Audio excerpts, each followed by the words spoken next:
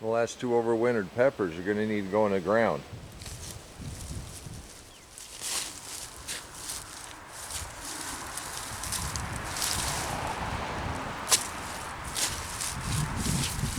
I probably could have clipped this back a little more when we brought it in last fall.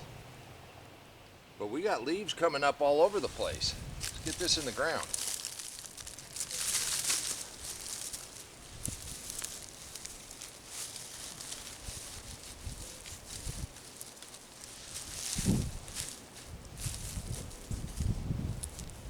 That's all you got to do. Pre-dig your hole, set it down, snug it in, and we'll mulch back around this.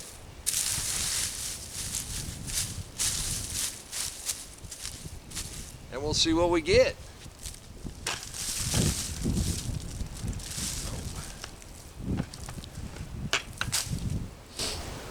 Not needing to be nearly as deep as I thought.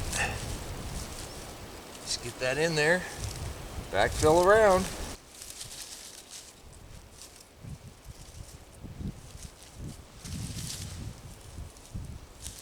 Snug it down in there.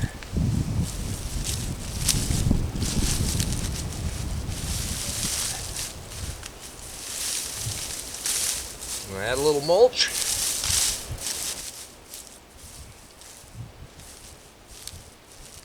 That's got enough green on its stem. I wanted to give it a try. So we'll see what we get there. Hi, welcome back to the garden. Today is Saturday, April 29th. And you know what Saturday means?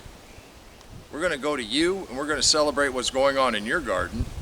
We're going to do a quick review of this garden. But today's review, well, it's going to be more like we're going to plant today. Started raining yesterday afternoon and I couldn't get out here. It rained pretty hard. So we got a little catching up to do. So come on, let's plant. Now, I wasn't kidding when I said we had about 42 more tomatoes to plant. Well, maybe I was kidding. It's more like 52, or it's a little more than that. We're gonna trellis these, so I'm gonna plant them really close. And with everything, we just moved the mulch out of the way, get down to bare soil. I'm doing it right underneath this string. We're gonna go ahead and put castor oil down. We're going to treat for those voles, but having these worms pop up kind of tells me that the moles have kind of gone away. But I'm not going to take anything for granted. They ate quite a bit last year. And so what we're doing, we're just putting this inert castor oil down. It's all natural. Don't break down just like the mulch. Flavors this ground that they walk on and tunnel in. They do not like it. So I'm going to spread that on there, and as we plant, it'll get mixed in. You can follow the directions on the back. It says to water it in. We've had so much rain and this ground is moist enough, it's going to absorb right in. So I'm not even going to worry about that right now. While I move a little bit of mulch, let's go on down to Florida and see why we do this. We talk a lot about pre-planting, and of course it helps when you have weather like Orlando, Florida. But Bruce has been busy straight through the winter. You really have to be where he is in this spectacular food forest. Bruce works at it a little bit each day, and then the deep mulch does the rest. All of our gardens can look and produce like this. Thank you, Bruce, for the wonderful motivation and inspiration.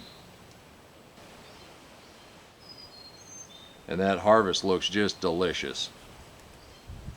That is a great example of a food forest. You know that food has to taste great, and that's why we do it. If you're new to my channel, you're in for a real treat. Today we celebrate the loose-knit community that likes to get our hands dirty and grow things that taste good. I overplanted the tomatoes, obviously. Let's go ahead and start getting a couple of these in the ground. When I have this much to plant, I like to pre-dig these holes, at least start them. That way I kind of get my spacing down. But I'll show you what we do. Just pop one up. This entire stem will root. Just like planting in everything in the mulch. You pull that mulch back, you dig your hole big. We don't want to dig it too deep. The whole point is to keep the life in that soil going. And I probably could have planted this one a little deeper. It'll be all right. And in this deep mulch, you can dig pretty easy. Just like the other one, just pop that up. Now look at the roots on that. But this hole is actually deep enough. We backfill. They're good compost soil that's been underneath this mulch. And that fills that back up pretty good. Just snug it in. So what I'm going to do is take this tray down the row and I'm just going to pop them out and lay them out, get them in the ground. While I do that, let's go ahead and celebrate some other gardens.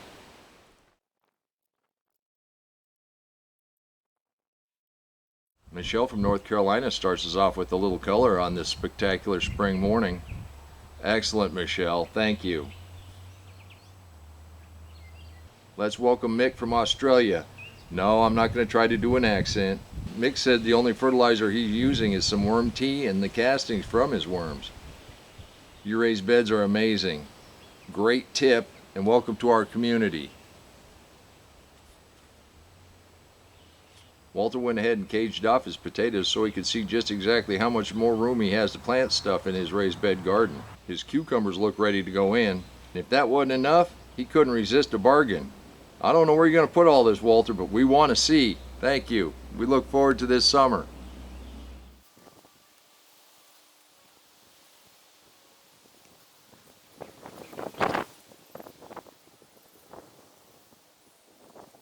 Weren't those great? You caught me. I almost had this row done. Well, why put this other row in? Let's go ahead and celebrate a couple more of our friends and neighbors. Denise is replanting after the edge of that big tornadic storm hailed all over her garden. We are happy to see you didn't get more damage than you did. Thank you, Denise.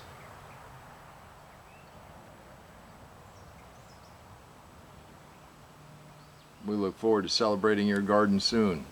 Larry's berries are coming on strong. I still think berry bushes as a landscape border is genius. You'll have fresh beans soon. Thank you, Larry. This is wonderful.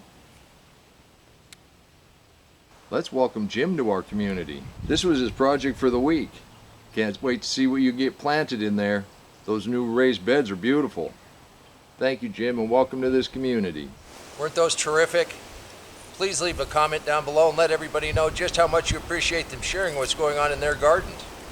Please hit the like button. It allows YouTube to push this out to more people that might be interested. Now that we've got this side of the tomato tunnel planted, let's finish this side up. Well, that worked out well. The entire thing went in the ground. I had to squeeze one more in, so I didn't plan it out very well. Whether you have a traditional garden, or you're using containers, or you just have a container in the house on the windowsill, you can do this too. Let's go on down to Texas and see what's going on in Valerie's garden, the ultimate container gardener. Rob and Valerie are, well, it looks like Rob is, harvesting the last of their potatoes. This is a great haul from the backyard container garden. Of course, Valerie and Rob live in Texas and their weather helps them out a bit.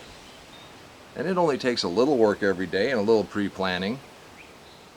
Valerie starts ready for the containers as the other ones finish. This way her harvest never stops.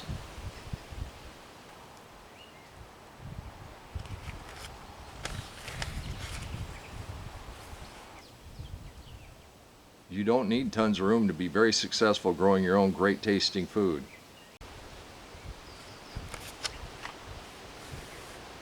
Rob and Valerie continue to inspire and motivate us to be better and give us something to strive for.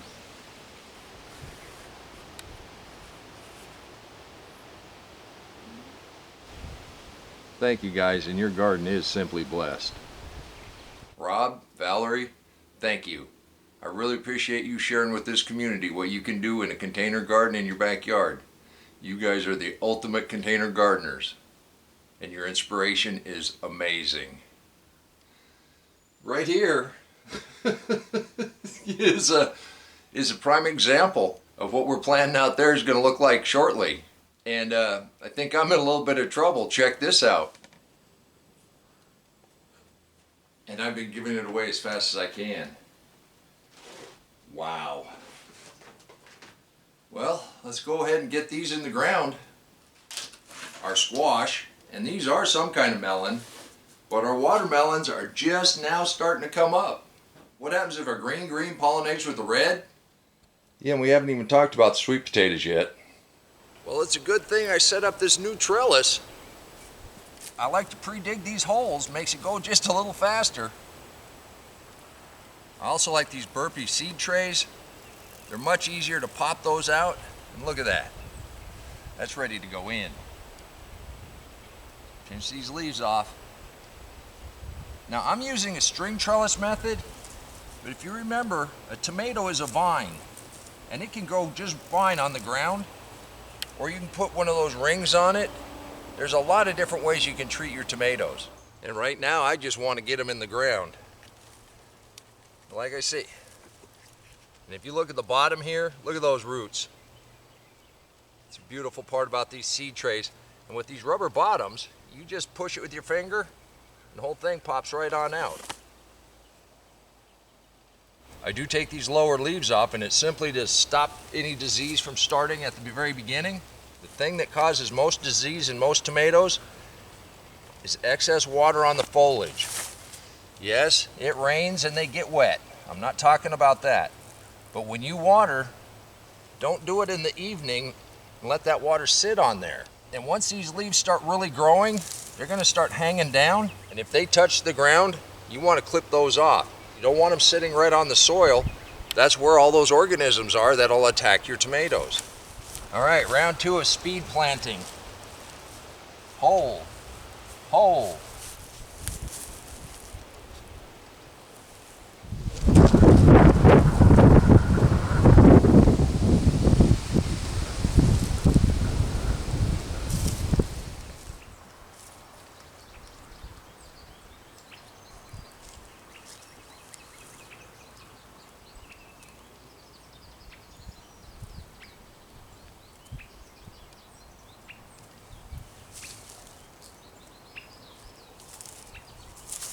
When you're planting in the deep mulch living soil, you can crowd things a little closer together is what I found. Now we're going to trellis these.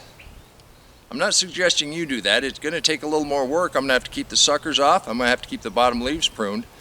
But I can get a lot of food in this row.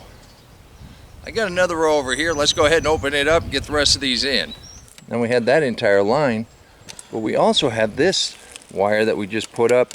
And you were here with me when we put these wood chips in. We've only been in a very short time, and look what we got underneath.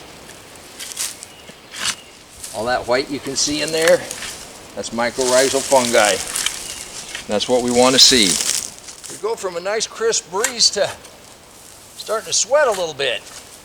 But it's better than joining the gym, I guess. Mushrooms growing. This is beautiful. Come on, let's plant. Yeah, even in the greenhouse, these are getting a little leggy. Let's go ahead and put them in here. We can run off of this trellis. This might be the ones that we go ahead and string up. They're good and root bound. They need to go in.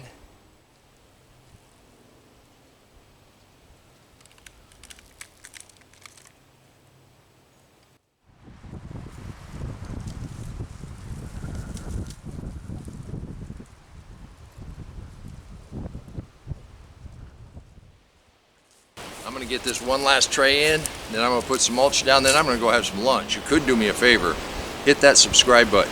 If you got anything out of any of this story over the last 3 years, it would help me out if you just hit the subscribe button, shared it with a friend, and I do invite you to become a member of this community. It's a loose-knit membership. All you have to do is like to plant and get your hands dirty. Send us a photo now and again, let us celebrate what's going on in your garden. I guarantee all other gardeners would love to see that. This is where we get our inspiration. It's where we get our motivation. It's where we get some of the great ideas that we come up with. And the reason we do this is we like to eat everything we plant. Try to save the seeds off the stuff that does well in the garden, and then plant a lot of that. Critters get some, we get some. There's always going to be some loss, so that's why I overplant. Except who knew this year I was going to be so successful? And I'm really glad you're here with me. I'm really glad you came by to celebrate our friends and neighbors. If you want to see more about the living soil, click that link right there and I'll meet you back in the garden. If you want to see more about the deep mulch, click that link right there and I'll meet you back in the garden. And until next time, remember, take care of yourself, take care of your family, and God bless you.